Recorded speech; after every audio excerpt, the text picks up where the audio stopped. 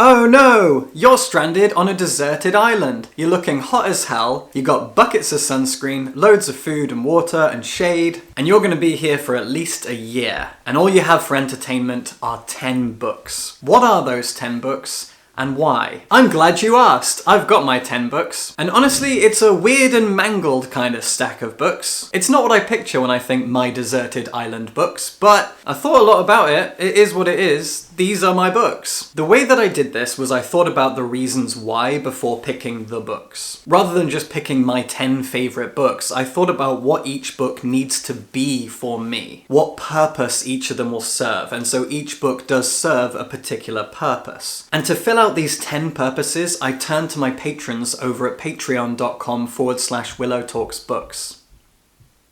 I had like 2 or 3 categories in mind for this, and they helped me fill out the other 7-ish. What books do you need to survive on a deserted island? And why? Books that will entertain you and keep your mind sharp. So here are my 10 books and why. We'll start off simple enough. A lot of people suggested my favourite book. And they're right, I genuinely didn't consider taking my favourite book. And my favourite book is Frankenstein. And this is great because it works on a few different levels. Not only would I enjoy taking my favourite book to read with me, I also consider Frankenstein a wonderfully rereadable book because it's extremely smart. It is multi-genred and multi-layered, incredibly philosophical and thought-provoking, so it'll keep my mind sharp. I've read it multiple times, I never get bored. Every time I read it, I find something new, I think about something new. And specifically, I'm gonna take the 1818 original text because I've only read this version once, so hopefully it'll still feel a little bit fresher. This also works as a classic. A bunch of my patrons suggested taking a meaty classic to take with me, and Frankenstein is 200 years old, so it's a classic. I love this book more than I can put into words. It was the first science fiction novel. It is one of the great Gothic and horror novels. It is one of the most inspiring classics in the English canon. I can't say enough good things about Frankenstein, and I've talked about it a lot in the past. I will continue to do so. This, to my mind, is the greatest novel ever written, and I will definitely be taking it with me to my deserted island. The very first thing I knew that I wanted was a book that would feel like company. A book that had a fun and diverse cast of characters, plenty of dialogue, something to create a kind of parasocial relationship in me, where I wouldn't feel alone on my island. I would feel as though I had companions that I enjoyed being around, and who were all really diverse, strange, and interesting people. To tick off all of those boxes, I've chosen The Long Way to a Small Angry Planet by Becky Chambers. This is the first book in the Wayfarer series of science fiction novels. Becky Chambers is my favourite science fiction author, and this book has that found family feel to it. It is set on a ship called the Wayfarer, and every person, whether human or otherwise, that we meet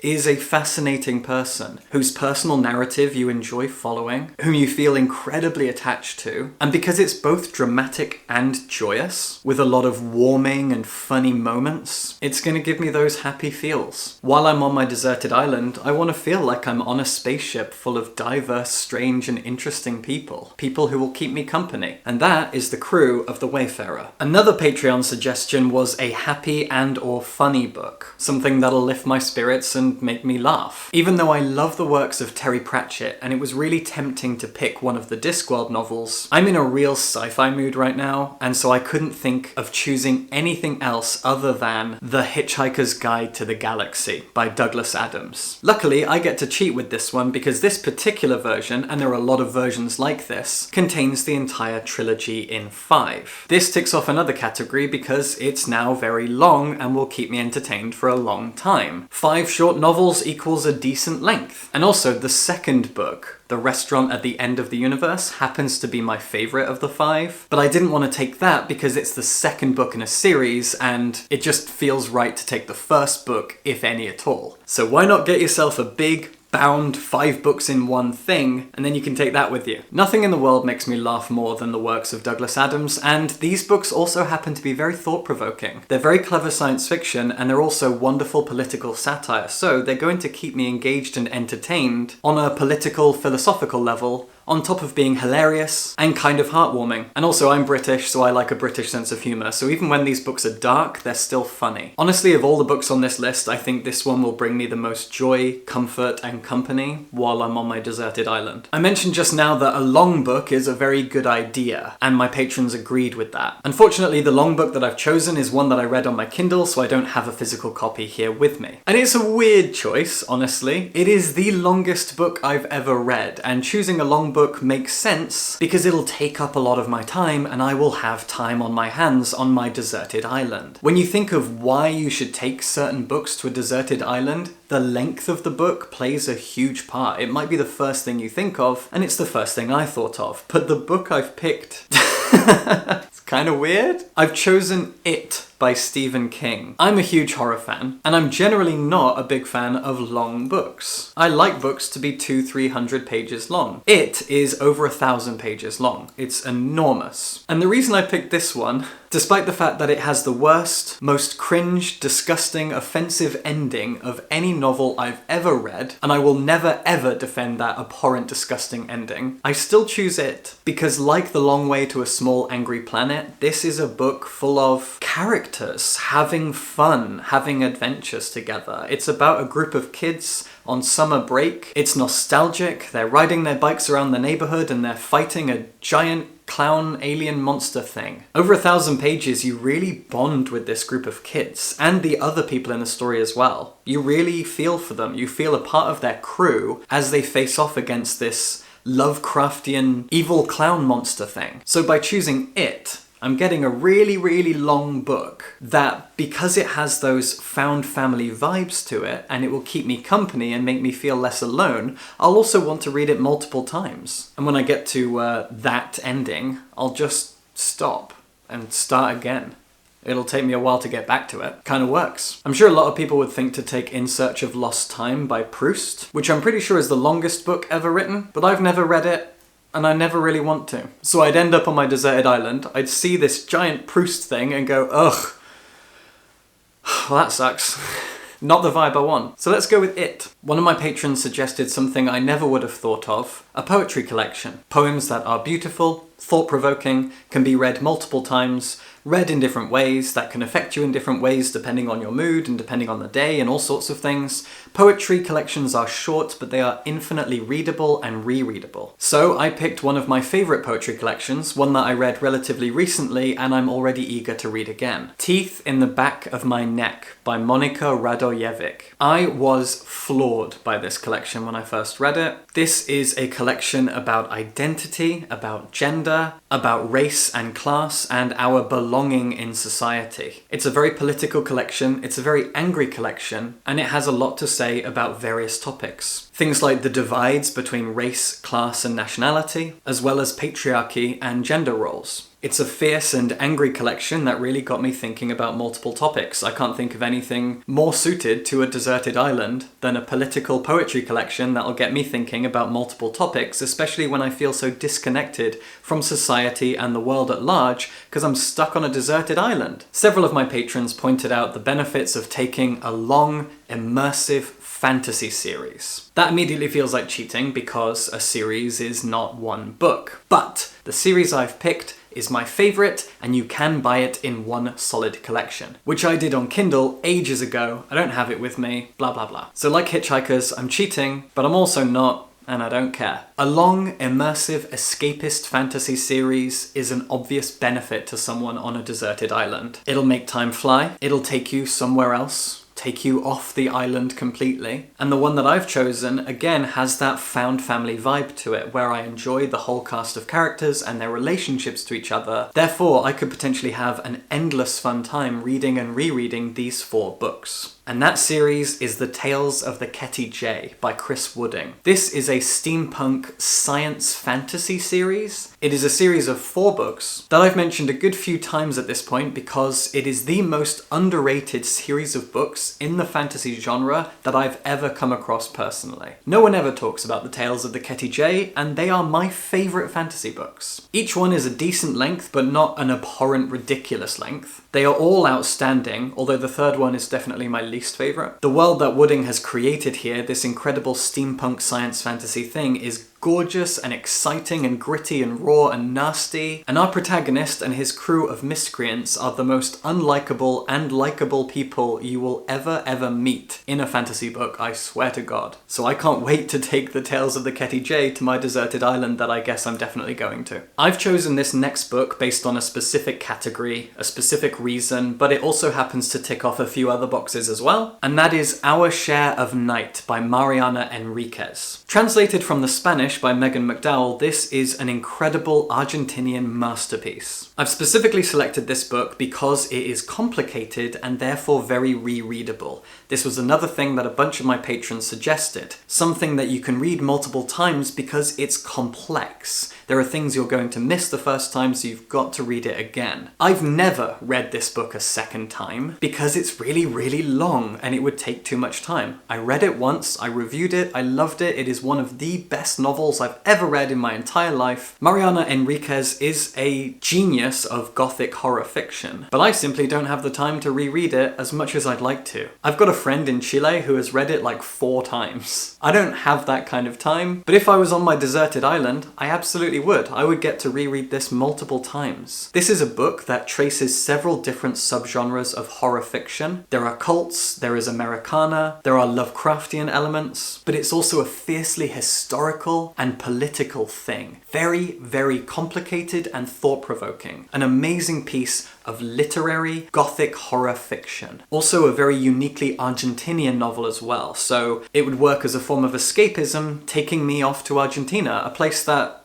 up until this point, I've never been to. This is long, this is dense, this is escapist, and it's something that invites multiple rereads because it's very politically complex. Can't wait to read it on my island! Another topic that a few of my patrons suggested and I did not think of is a non-fiction book about a topic that interests me personally. A topic that I find endlessly fascinating and I would enjoy reading and rereading a non-fiction book about. Now, I don't know if I can blame this on having ADHD, but I definitely call myself a jack of all trades and a generalist when it comes to the things that I read and the topics that I find interesting. I've thought many times about getting a master's degree in literature, but I can't pick a specific kind of literature or a time period or a nation to focus on. I could study Japanese literature, I could study Gothic literature, I could study science fiction. I enjoy all of these different things immensely, but not all of the time. So picking one topic that I feel passionate about is really difficult. I don't often stick with anything for that long, but there is one book that fits perfectly. I really need to get a physical copy of this. I read it on my Kindle to review and it's full of pictures, so it wasn't that pleasant to read. I really need a physical copy of this book. Anyway, that book is Pure Invention by Matt Alt. This is a kind of history and pop culture book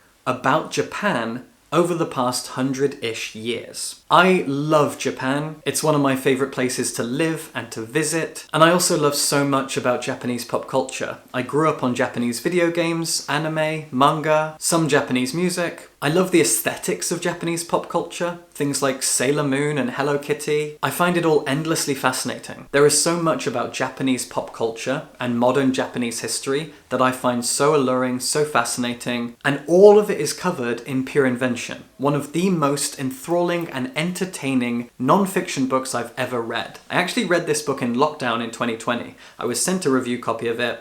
I was very grateful, and I ripped through it, being fascinated by so much stuff that I didn't know. Matt Alt is a writer and translator based in Japan, and Pure Invention is an incredible book about Japanese history and popular culture, from World War II until now. It covers toys and games, fashion, inventions, art of all kinds, and the philosophy of how and why so much Japanese pop culture made its way around the globe. Why we all became obsessed with anime, Japanese video games specifically, manga, Japanese fashion. What is it about the art and aesthetics of Japanese culture that feels so global? Why and how? As you can tell, I really like that book, so I'm definitely taking it to my island. Someone else suggested to me a short story collection. At first, I didn't really see why, even though I love short stories, but then I realised it makes sense. Short story collections usually aren't very long in terms of their page number, but they are diverse. Short story collections often contain multiple stories that are very different from one another, and so you're kind of getting a lot of bang for your buck in terms of things that you can think about and read and reread again and again. But picking a short story collection was really, really hard. I came this close to choosing Friday Black by Nana Kwame Adjei because this collection features my favourite short story of all time. The first story in here, The Finkelstein Five, is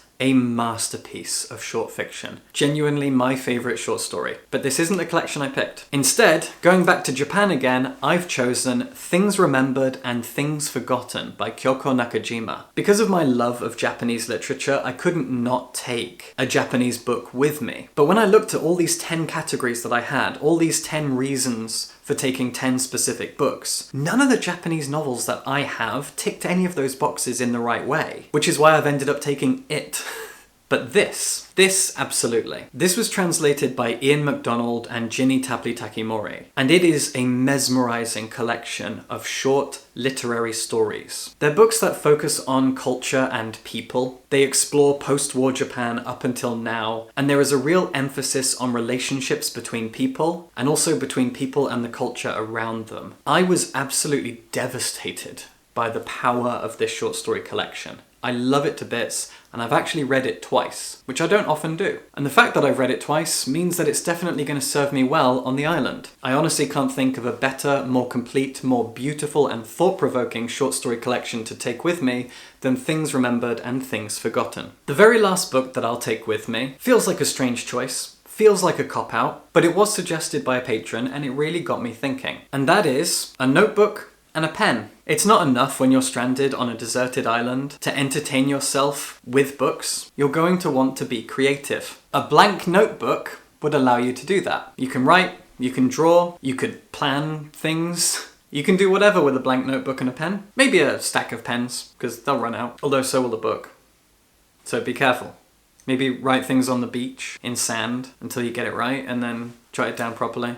Especially like poetry. You want to write some poems? I'd write poems. I would definitely write some poetry, so I'd work it out on the sand with a stick, and then when I feel like the poem was finished and finalised, I would take great pleasure in writing that down on a page of this book. The pages are finite, the ink is finite, so get it perfect, write it down, and you're going to really feel like you've accomplished something while you're stranded alone on a deserted island. Nice idea, innit? Notebook and a pen. There you have it. Those are my 10 books that I would take to a deserted island if I was trapped there for at least a year. 8 fiction, 1 non-fiction, and a notebook. I really enjoyed that. That was fun. I was originally going to do 5, and then when I asked my patrons, they came up with such good ideas that I put it up to 10. I really think if I was stuck on an island for 2, maybe 3 years, these 10 books, they'd keep me going. As I said, they're not my 10 favourites, but I think they are 10 books that would each serve a specific purpose to get me through my time trapped alone on a deserted island. Happy with that. If you want to help me make more videos like this and be involved in the creation of them, as my patrons were for this one, you can support me on patreon.com/willowtalksbooks. Your support would be incredibly sexy. Subscribe for books.